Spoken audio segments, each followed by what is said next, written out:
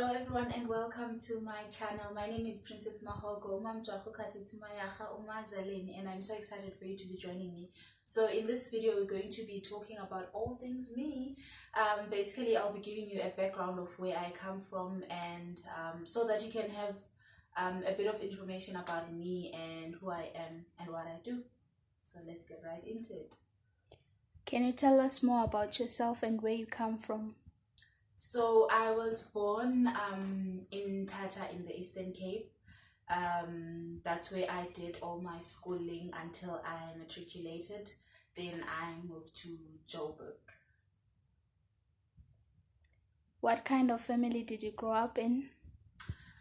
I had a very close yet big family. I grew up with a very big family because I have 3 siblings. I'm the second born out of those four children, and then we had cousins all of the time that were around, so it was very nice. It was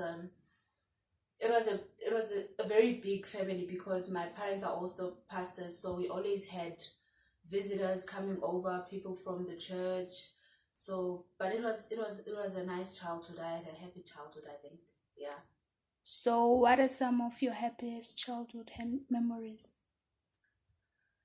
My favorite childhood memory is when we used to play hide and seek with my dad and my youngest sister, Esther. She was still very little at the time. So this one particular day we were playing hide and seek and we were hiding behind a curtain, and then it was my dad's turn to do the counting and then look for the people. So then she was like, "Dad, don't come behind the curtain, don't come look here, we're not here. And we're all like, Esther, how? You're giving us away." So those are just some of the memories that I have. And there's this place where my aunt used to stay, but sadly she passed away in 2005, in Mount Fletcher. So we used to take those, you know how milk in the olden days used to do that short one that used to be written long life. We used to take the cardboard and go up the mountain, and then we'd slide down using those cardboards, and we'd pretend that we're on a plane. So yeah, I those are some of my favorite childhood memories, and just being with family. Yeah. What did you want to be growing up? Growing up, at first, when I was really young, I wanted to be a singer. And I think that was inspired by my parents always pushing us to do something in church, and then they discovered that I can sing. And so they used to just push us to always be there, singing, contributing, doing something in church. And then later on, I started being more into books, sort of like a bookworm. I started reading any novel I could get from anybody at school. So I started like borrowing around books and my textbooks. I'll just read my social science textbooks, which had history stuff and things like that. And that's where my journalism journey kind of took off, because from there I started writing poems, I started writing short stories, and I got into writing music as well. And yeah, so yeah, eventually I went more into writing than music. So I could say I started off as wanting to be a singer, and then it went on to journalism.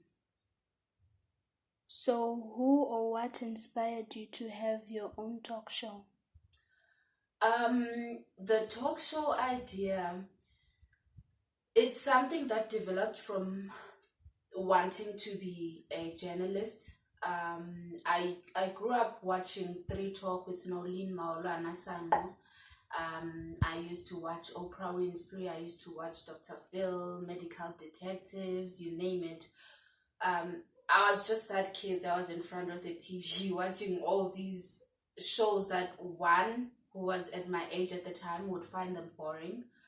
But I was there interested, and I had such an interest in them, and it kind of broke my heart when all these shows eventually now they ended, and then it was more of celebrity shows, which I'm not saying there's anything wrong with celebrity shows, but I feel like there's people that thirst for real content.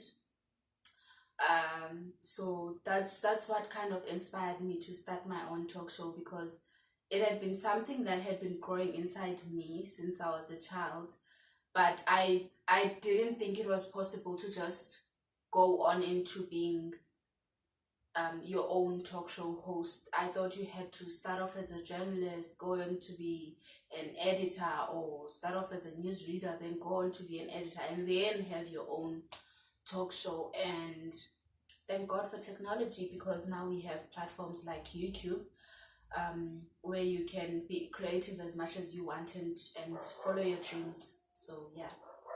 So can you tell us a bit more about the talk show?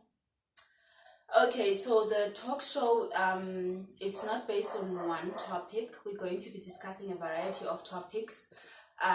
For example, this week we could be discussing how to stay healthy, fitness, and then the following week we could be talking about culture and religion. And then maybe the following week we could be talking about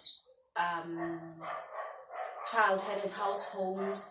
So it's going to be a variety of topics, and we're going to be having people that might not specifically be specialists in that field, but people that will help shed some light on the topics. So yeah, that's the kind of show that I'll be having, and I'll just be having guests of different ages, races, and all of that, because we are a united nation and we are a diverse nation. So yeah, that's basically it.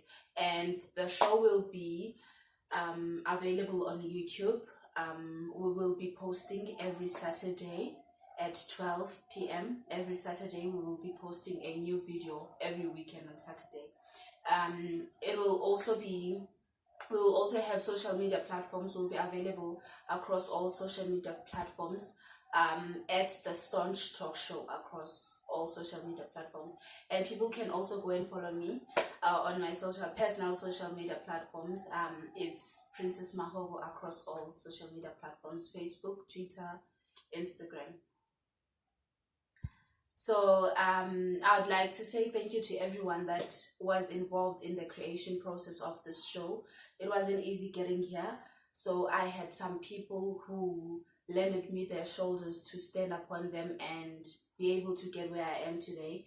People like my parents, Pastor Mahogo and my mother. My siblings, Grace Mahogo, Joseph Mahogo, Esther Mahogo, Akhona Mdunyelwa, Mandla, Mahlangu. So I would like to say thank you to all those people personally. I'd like to say thank you to my church, All Families Assembly under the AFM, and anyone else that I might have not mentioned, but who put some effort into making my dream come true. I would like to say thank you to all those people. And I do appreciate all of you who are watching right now, for taking the initiative to support me, a black child, and her dream. And I want to say to you as well, go after your dreams. It is possible. If it happens for me, it can happen for you. You just have to be consistent, and you have to pray and trust that God is going to make things happen only if you are persistent in what you want. Thank you to everyone for watching, and nice day.